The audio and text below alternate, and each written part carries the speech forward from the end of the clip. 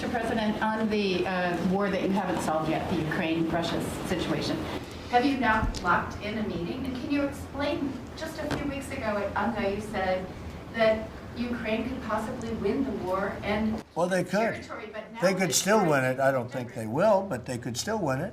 I never said they would win it. I said they could win. Anything can happen. You know, war is a very strange thing.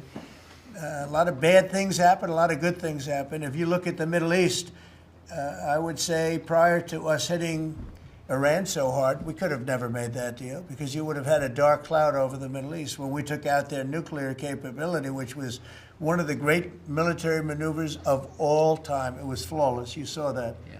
Those magnificent B-2s. I mean, that was a flawless move that was done by some very talented people, headed up by Pete and everybody else. And it totally opened up the Middle East. It took the cloud over we had a dark cloud over the Middle East, and now it's all, I mean, we have a little situation relatively with Hamas, and that will be taken care of very quickly if they don't straighten it out themselves, because they're in violation of their agreement.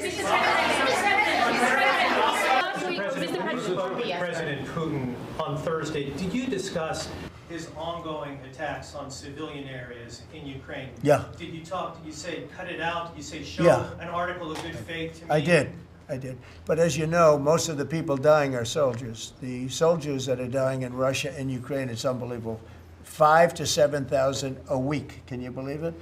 And I look at that and I say it's pretty amazing. But in addition to that, there are attacks on Kiev and some of the other places. And it's human lives, but the big number of human lives is soldiers that are being killed in the battlefield, anywhere from 5,000 to 7,000, sometimes more than that every single week. It's not even believable. It's a bloodbath. It's the worst since the Second World War, the worst number of people. And, you know, it doesn't affect us in any way. We don't pay anything because now they pay us for the weapons that they get. The NATO is paying us for the weapons, as you know.